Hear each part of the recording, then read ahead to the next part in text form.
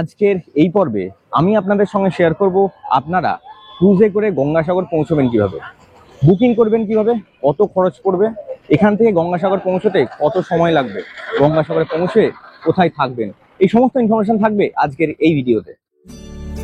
গঙ্গাসাগর, যেখানে প্রতি বছর লাখো লাখো পুণ্যার্থী দূর দূরান্ত থেকে ছুটে আসেন মকর সংক্রান্তির পুণ্য তিথিতে সাগরের পবিত্র জলে স্নান করে পুণ্য সঞ্চয়ের আশা নিয়ে।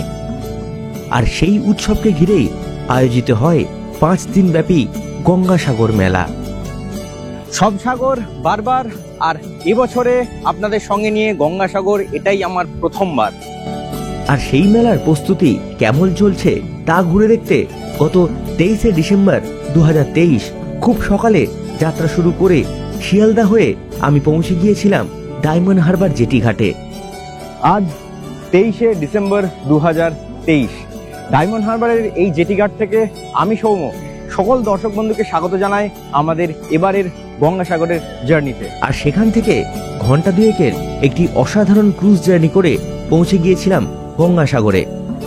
সেই সকল অভিজ্ঞতায় আজ শেয়ার করতে চলেছি আপনাদের সঙ্গে।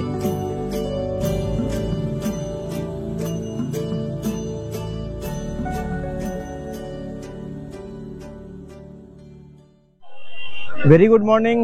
ঘড়িতে এখন সময় 6টা 48, আর আমি এখন আছি শিয়ালদা স্টেশনের সামনে। আমরা আজ 6টা 55 ডায়মন্ড হারবার লোকালে ট্রাভেল করব ডায়মন্ড হারবার পর্যন্ত। শিয়ালদা থেকে সময় লাগে মোটামুটি 1.5 ঘন্টা, আর 6টা 55 ডায়মন্ড হারবার লোকাল আমাদের 60 কিলোমিটার অতিক্রম করে ডায়মন্ড হারবার পৌঁছে দেবে, এবং সেখান থেকে আমাদের যে ক্রুজ জার্নি সেটা শুরু হবে। সেদিনের সকালের শিয়ালদা স্টেশনের ছবিটা আমার কাছে অনেকটাই ফিকে হয়ে গেছিল একটা নতুন অভিজ্ঞতা অর্জনের চাপা উত্তেজনায়। স্টেশনে ঢুকেই ডিজিটাল বোর্ডে চোখে পড়ল 6টা 55 ডায়মন্ড হারবার লোকাল শিয়ালদার সাউথ ডিভিশনের 15 নম্বর প্ল্যাটফর্মে দাঁড়িয়ে রয়েছে, যা আমাদের 8টা 34-এ পৌঁছে দেবে ডায়মন্ড হারবারে।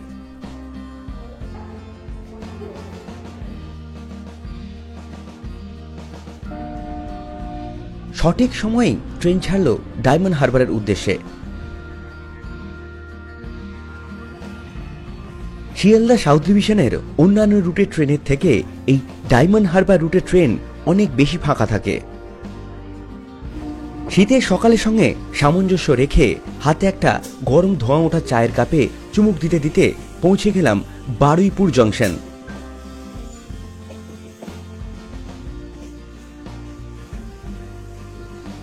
এই বারুইপুর জংশন থেকেই আলাদা হয়ে যায় নামখানা যাওয়ার লাইন।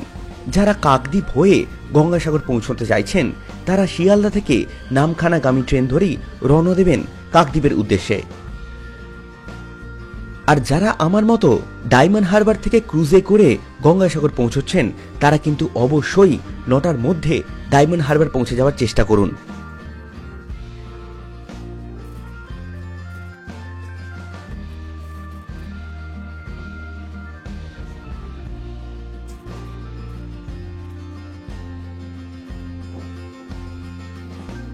ট্রেন থেকে শীতের কুয়াশামাখা সকালের সুন্দর ছবি দেখতে দেখতে 24টি স্টেশন অতিক্রম করে আমরা পৌঁছে গেলাম ডায়মন্ড হারবার।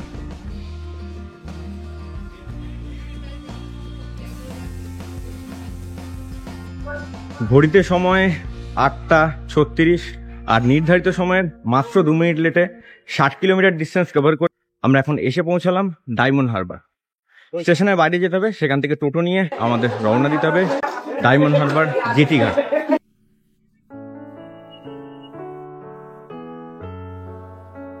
ডায়মন্ড হারবার স্টেশনের বাইরেই রয়েছে টোটো স্ট্যান্ড, তো এইরকম টোটো রয়েছে। এখান থেকে ডায়মন্ড হারবার জেটি ঘাট সময় লাগে মোটামুটি টোটোতে মিনিট 4-5। এখান থেকে 1 কিলোমিটার মতো রাস্তা।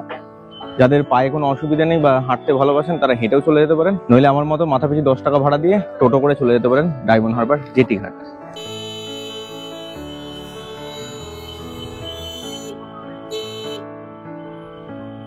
ডায়মন্ড হারবারে কিন্তু 2টো জেটি ঘাট রয়েছে, তো আপনারা যারা ক্রুজে করে গঙ্গাসাগর যাচ্ছেন তারা কিন্তু অবশ্যই বলবেন ক্রুজ জেটি ঘাট, নইলে কিন্তু যেটা সাধারণ ফেরি সার্ভিসের যেটা জেটি ঘাট রয়েছে সেটাতে কিন্তু ক্রুজ ছাড়ে না, তার পরেরটাতে কিন্তু ক্রুজ ছাড়ে, তো সেটা একটু মাথায় রাখবেন।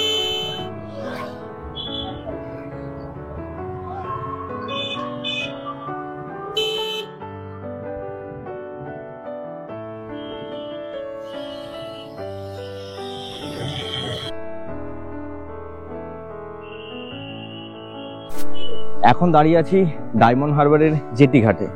আমার ডান দিকে যে জেটি ঘাট দেখা যাচ্ছে সেটা হলো সাধারণ জেটি ঘাট, নর্মাল যে ফেরি সার্ভিস চালু থাকে সেটার জন্য এই জেটি ঘাট ব্যবহার করা হয়। আর গঙ্গাসাগরে ক্রুজ যে ছাড়ছে সেটা এই জেটি ঘাট থেকে। আমাদের ক্রুজ অলরেডি আমাদের জন্য অপেক্ষা করছে। 9:30-এ ক্রুজ ছাড়ার শিডিউল টাইম। গেট খুলে দেওয়া হবে 9:15 থেকে।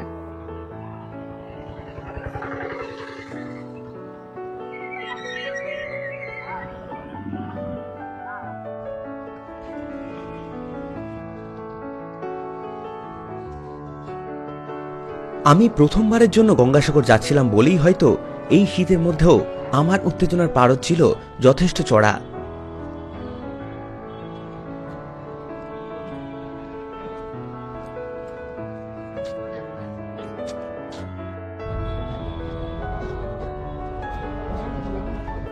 অসপ্রে ওয়াটারওয়েজের ব্যবস্থাপনায় এবছরের ক্রুজে করে গঙ্গাসাগরের যে প্রোগ্রাম সেটা কিন্তু হচ্ছে ডায়মন্ড হারবার থেকে।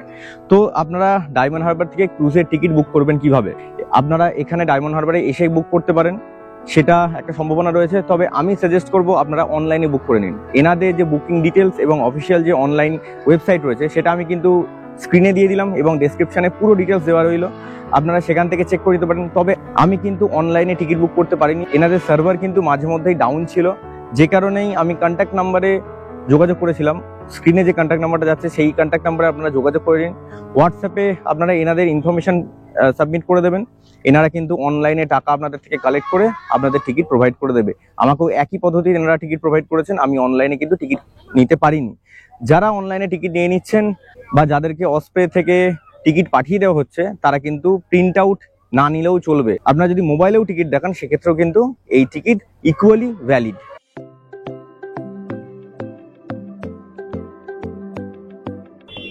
ডায়মন্ড হারবার জেটি ঘাট থেকে এই ক্রুজ ছাড়ার শিডিউল টাইম হলো 9:30। ওয়েবসাইট অনুযায়ী এই ক্রুজ গঙ্গাসাগর অর্থাৎ কচুবেড়িয়া জেটি ঘাটে পৌঁছবে 11টার সময়।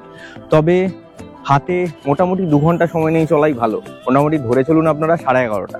কিন্তু পুরোটাই কিন্তু ডিপেন্ড করে মানে হাই টাইড বা লো টাইডের যে সময় এবং ওয়েদার, অর্থাৎ কুয়াশা যদি থাকে সেক্ষেত্রে কিন্তু সময় কিছুটা আগু পিছু হতেই পারে, সেটা কিন্তু মাথায় নিয়েই আপনাদের চলতে হবে। আমাদের আজকের যে ক্রুজ নিউ ফ্রন্টিয়ার্স সেটি কিন্তু একটি শীততাপ নিয়ন্ত্রিত ক্রুজ। এখানে আপার টিয়ার এবং লোয়ার টিয়ার দুটি টিয়ারে কিন্তু যাত্রীকে নিয়ে যাওয়া হচ্ছে গঙ্গাসাগর উদ্দেশ্যে। এর বহন ক্ষমতা রয়েছে 120 জনের এবং এই ক্রুজের সর্বোচ্চ গতিবেগ ঘন্টায় 40 কিলোমিটার। নিউ ফ্রন্টিয়ার এই ক্রুজটির যে নির্মাণ কোম্পানি সেটি কিন্তু মালয়েশিয়ার। ডিসেম্বরের 1 তারিখ পর্যন্ত এই ফেরি সার্ভিস চালু আছে কিন্তু শুক্র, শনি এবং রবিবারে। তবে 4 তারিখের পর থেকে এই ফেরি সার্ভিস কিন্তু আপ টু গঙ্গাসাগর মেলা পর্যন্ত প্রত্যেক দিন সার্ভিস দেবে। আমি আপনাদের সুবিধার্থে ডেসক্রিপশনে প্রত্যেকটা ডেট আমি মেনশন করে দিলাম। এছাড়াও আপনারা অসপ্রে ওয়াটারওয়েজের যে ওয়েবসাইট রয়েছে সেই অফিসিয়াল ওয়েবসাইট থেকেও কিন্তু সমস্ত ইনফরমেশন পেয়ে যাবেন।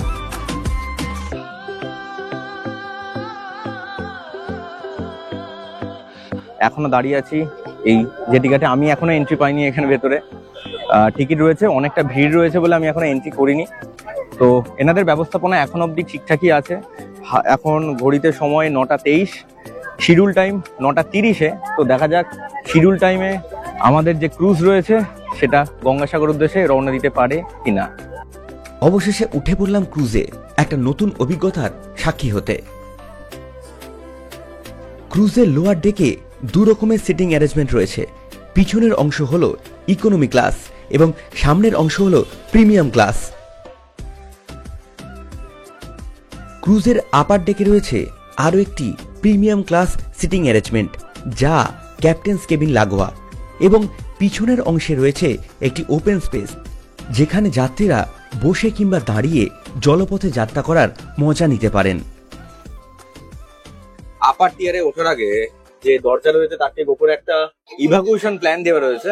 এখানে আমাদের যে ক্রুজ রয়েছে তার একটা ডিজাইন করা আছে। এটা হচ্ছে লোয়ার ডেক এবং এটা হচ্ছে আপার ডেক।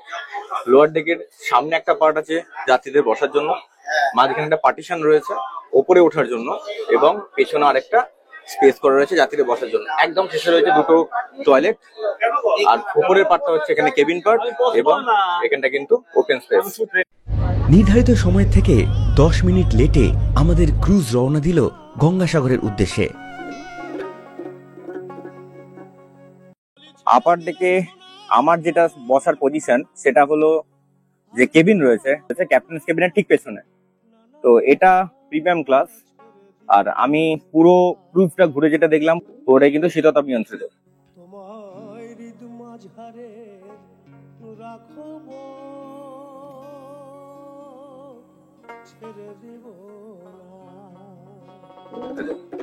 মোটামুটি লঞ্চ ছেড়ে দিয়েছে হলো প্রায় 40 মিনিট, পেছনে গান বাজনা চলছে, তো সবাই বেশ মজা করতে করতে যাচ্ছে। আর আমরা কিছুক্ষণ আগে কুলফি পেরোলাম।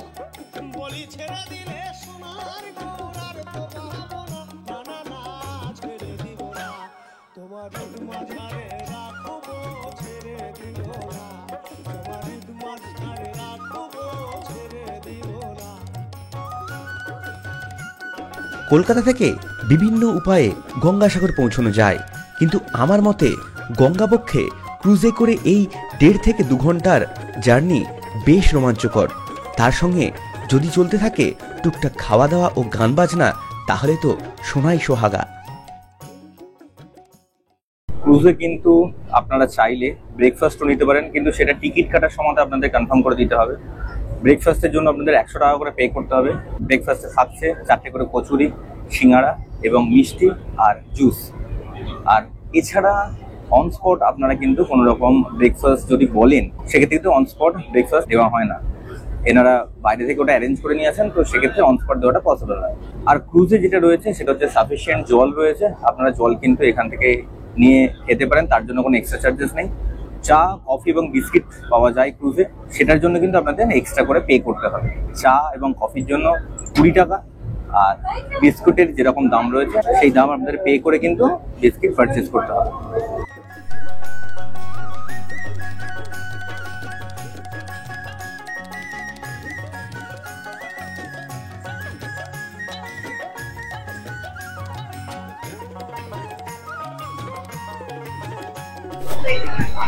প্রায় 1 ঘন্টা 15 মিনিট হয়ে গেল আমরা ট্রাভেল করছি, আর এখন আমরা ক্রস করছি বারাতলা। আমার বাঁ হাতে আপনারা যে লোকেশনটা দেখলেন সেটা হলো বারাতলা, আর মিনিট 20 পরে আমরা ক্রস করবো ঘোড়ামারা আইল্যান্ড। তো আমি এখন রয়েছি নিচের ডেকে, আপার ডেক থেকে নিচের ডেকে এলাম আপনাদের দেখানোর জন্য।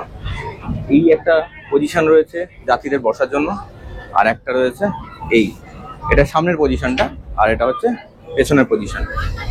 তো এইখানে কিন্তু পেছনে 2টো টয়লেট রয়েছে যাত্রী সাধারণের জন্য, আর মাঝের যে এই স্পেস রয়েছে যেটা দিয়ে আমরা এন্ট্রি করলাম এবং এখান থেকে যে উপরে উঠে যাচ্ছি তার এই সাইডে একটা টয়লেট রয়েছে। তো টোটাল এই ক্রুজে 3টে কিন্তু টয়লেট যাত্রী সাধারণের জন্য রয়েছে। আর একটা জিনিস রয়েছে সেটা হলো এই ক্রুজে কিন্তু সাফিসিয়েন্ট পরিমাণে লাইফ জ্যাকেট রয়েছে। প্রত্যেকটা বাংকারে কিন্তু ফুল লোড করা রয়েছে লাইফ জ্যাকেট। আশা করি যতজন যাত্রী রয়েছে প্রত্যেকের জন্য সাফিসিয়েন্টই এনারা সেই লাইফ জ্যাকেট রেখেছেন। পিছনের ইকোনমি ক্লাসের ভাড়া মাথাপিছু 530 টাকা করে। এখানে সিটিং অ্যারেঞ্জমেন্ট 4x3 ফরমেশনে। চেয়ারগুলিকে রিক্লাইন করা না গেলেও তা বসার জন্য যথেষ্ট আরামদায়ক। ইকোনমি ক্লাসের পিছনেই রয়েছে 2টি টয়লেট। টয়লেটগুলি ছোট হলেও যথেষ্ট পরিষ্কার পরিচ্ছন্ন। লোয়ার ডেকের প্রিমিয়াম ক্লাসের সিটিং অ্যারেঞ্জমেন্ট ইকোনমি ক্লাসের মতো হলেও এই অংশ থেকে ক্রুজের ফ্রন্ট ভিউ পাওয়া যায় বলে এই অংশের টিকিট মূল্য মাথাপিছু 630 টাকা করে। তবে আপনারা যদি ক্রুজে করে রাউন্ড ট্রিপ করেন সেক্ষেত্রে ইকোনমি ক্লাসে 102 টাকা এবং প্রিমিয়াম ক্লাসে 204 টাকার একটি ছাড় পাবেন। লোয়ার ডেকের প্রতিটি উইন্ডোতে কার্টেন দেওয়া রয়েছে। উইন্ডোর কাঁচগুলি যথেষ্ট পরিষ্কার হওয়ার কারণে বাইরের দৃশ্য দেখতে কোনো রকম কোনো অসুবিধা হয় না। আমাদের আজকের ক্রুজ নিউ ফ্রন্টিয়ার 3-র ম্যাক্সিমাম স্পিড লিমিট রয়েছে ঘন্টায় 40 কিলোমিটার, আর এখন আমাদের ক্রুজ ট্রাভেল করছে ঘন্টায় 25-26 এরকম স্পিডে। প্রায় ঘন্টা দেড়েক ক্রুজ জার্নি করার পর ক্যাপ্টেন্স কেবিন থেকে অ্যানাউন্সমেন্ট এলো আমরা ঘোড়ামারা আইল্যান্ডের খুব কাছাকাছি এসে গেছি। জানালার দিকে তাকালেই ঘোড়ামারা আইল্যান্ডের অপরূপ দৃশ্য দেখতে পাওয়া যায়।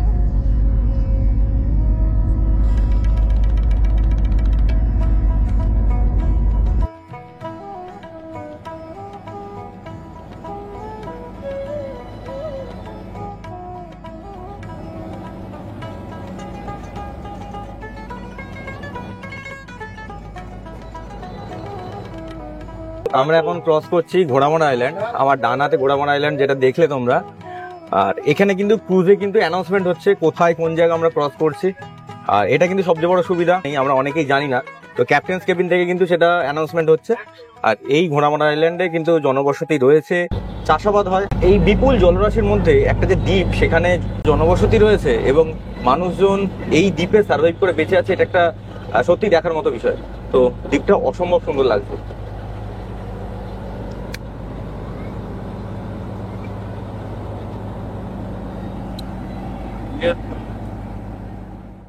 কিছুক্ষণ আগে ক্যাপ্টেন্স কেবিন থেকে অ্যানাউন্সমেন্ট হলো যে ঘোড়ামারা আইল্যান্ড থেকে আমাদের আর ম্যাক্সিমাম মিনিট 20 সময় লাগবে গঙ্গাসাগরের কচুবেড়িয়া যে জেটি ঘাট রয়েছে সেখানে পৌঁছতে। তো এখন ঘড়িতে সময় 11:12। খুব সম্ভবত আমরা ওই 11:45-র মধ্যে ঢুকে যাব। আমাদের অ্যাকচুয়ালি ক্রুজ ছাড়তে একটুখানি দেরি হয়, তবে ক্রুজ কিন্তু রীতিমতো ভালো স্পিডে চলেছে। আর আমাদের কোথাও কিন্তু ওয়েট করতে হয়নি, এটা সবচেয়ে বড় বিষয়। যেটা হাই টাইড লো টাইডের বিষয় থাকে বা ফগের একটা ব্যাপার থাকে, আজকে ওয়েদার কিন্তু খুব ভালো, তো যে কারণেই আমাদের লঞ্চে কিন্তু রাস্তায় কোনো অসুবিধার সম্মুখীন হতে হয়নি। আমরা স্মুথলি কিন্তু ট্রাভেল করছি গঙ্গাসাগরের উদ্দেশ্যে। ঘোড়ামারা আইল্যান্ড থেকে মিনিট 20-র মধ্যেই আমাদের ক্রুজ এসে ভিড়ল কচুবেড়িয়া জেটি ঘাটে।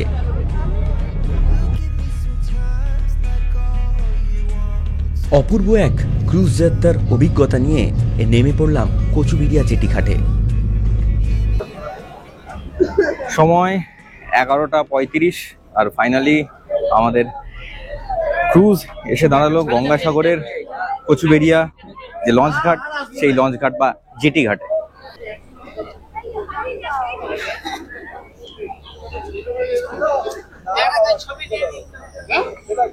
এই হলো কচুবেড়িয়া জেটি ঘাট। এখান থেকে জেটি ঘাটের বাইরে গিয়ে আমাদের বাস বা অটো বা ম্যাজিক গাড়ি করতে হবে। কচুবেড়িয়া জেটি ঘাটে নেমেই চোখে পড়ল পুণ্যার্থীদের ভিড়। এখনও গঙ্গাসাগর মেলার প্রায় 20 দিন বাকি, তারই মধ্যে বহু দূর দূরান্ত থেকে এসে উপস্থিত হয়েছেন বহু পুণ্যার্থী পুণ্য সঞ্চয়ের আশায় গঙ্গাসাগরে। এই হলো কচুবেড়িয়া জেটি ঘাটের বাইরের অংশ। আর প্রচুর ভিড় হয়েছে কিন্তু এই সময়তে, আজকে ডিসেম্বরের 23 তারিখ। আর প্রচুর ভক্তের ঢল কিন্তু এখন থেকেই গঙ্গাসাগরে মজুদ। জেটি ঘাট থেকে বেরোনোর পরেই প্রচুর এরকম ম্যাজিক গাড়ি পাবেন, নর্মাল গাড়ি ভাড়া করে রিজার্ভ করে যেতে পারেন। সামনে অটো রয়েছে, কিছুটা এগোলে বাস স্ট্যান্ড রয়েছে। আপনারা আপনাদের কমফোর্টেবল যেটা জার্নি মনে করবেন সেটাতে করে কিন্তু পৌঁছে যেতে পারেন এখান থেকে 30 কিলোমিটার দূরে গঙ্গাসাগরে। যারা শেয়ার ম্যাজিক বা শেয়ার টোটোয় আসবেন, তারা ওই যে ঘাট থেকে বেরিয়ে মিনিট 2 হেঁটে আসবেন, তারপর এখান থেকে শেয়ারিং গাড়ি পেয়ে যাবেন। শেয়ারিং গাড়িতে আপনারা পৌঁছে যেতে পারেন গঙ্গাসাগর। এখানে মাথা পিছু ভাড়া হচ্ছে 50 টাকা। ম্যাজিক গাড়ি হোক বা অটো হোক, মাথা পিছু ভাড়া কিন্তু 50 টাকা। কচুবেড়িয়া থেকে গঙ্গাসাগরের দূরত্ব 30 কিলোমিটার, সময় লাগবে মোটামুটি 45 মিনিট মতো। তো যেখানে ম্যাজিক গাড়ি স্ট্যান্ড আছে তার পাশেই কিন্তু বাস স্ট্যান্ড রয়েছে, সেখানেও বাস আপনারা আসতে পারেন। ম্যাজিক গাড়িতে বা অটোতে মাথা পিছু ভাড়া 50 টাকা, বাসে 40 টাকা। সেক্ষেত্রে বাসে কিন্তু সময় একটু বেশি লাগবে, কেননা বাস স্টপেজ দিতে আসবে। তো আপনারা যদি সময় কিছুটা বাঁচাতে চান, সেক্ষেত্রে ম্যাজিক গাড়ি বা auto is the best option. দক্ষিণ 24 পরগনা জেলার অন্তর্গত সাগর দ্বীপের কচুবেড়িয়া এবং গঙ্গাসাগর দুই প্রান্তে অবস্থিত, যার দূরত্ব মোটামুটি 30 কিলোমিটার। তবে রাস্তা যথেষ্ট ভালো হওয়ার কারণে সড়কপথের সেই ধকল খুব একটা বোঝা যায় না। প্রতি বছর গঙ্গাসাগর মেলার আগে রাস্তা নতুন করে তৈরি করা হয়, সেই রাস্তা তৈরি কাজ এখন চলছে। ম্যাজিক গাড়ি হোক কিংবা অটো, কচুবেড়িয়া ঘাট থেকে গঙ্গাসাগর আসতে সময় লাগে মোটামুটি 45 থেকে 50 মিনিট মতো। ঘড়িতে সময় 12:40 আর আমরা ফাইনালি এসে পৌঁছালাম গঙ্গাসাগরে। এই হলো গঙ্গাসাগরের যে বাস স্ট্যান্ড বা অটো স্ট্যান্ড বা ম্যাজিক গাড়ি এসে সমস্ত কিন্তু এইখানে এসেই আপনাদের নামিয়ে দেবে। এখান থেকে মিনিট 10-এর হাঁটা কপিলমুনি আশ্রম। আর আপনারা যদি এখান থেকে টোটো বুক করে যেতে চান সেটাও যেতে পারেন, মাথাপিছু 10 টাকা ভাড়া নেবে, সাগর অবধি আপনাদের পৌঁছে দেবে। গঙ্গাসাগরে থাকা, খাওয়া এবং গঙ্গাসাগর মেলার প্রস্তুতি কিরকম চলছে সেই গল্প নিয়ে হাজির হচ্ছি আপনাদের সামনে খুব তাড়াতাড়ি পরবর্তী পর্বে। আমার মতো আপনারাও কি ঘুরে বেড়াতে ভালোবাসেন? যদি ভালোবাসেন তাহলে অবশ্যই চ্যানেলটাকে সাবস্ক্রাইব করে পাশে থাকা বেল আইকনটা হিট করুন আর বেরিয়ে পড়ুন আমার সঙ্গে বিভিন্ন জায়গা ঘুরে দেখতে। জানাতে ভুলবেন না আজকের এই পর্ব আপনাদের কিরকম লাগলো। পর্বটা যদি ভালো লাগে তাহলে অবশ্যই লাইক করুন, কমেন্ট করুন এবং বন্ধুদের সঙ্গে শেয়ার করুন। দেখা হচ্ছে খুব তাড়াতাড়ি আরো একটা নতুন পর্বে। ততক্ষণ পর্যন্ত ভালো থাকুন, সুস্থ থাকুন আর দেখতে থাকুন এক্সপ্লোরার আমি।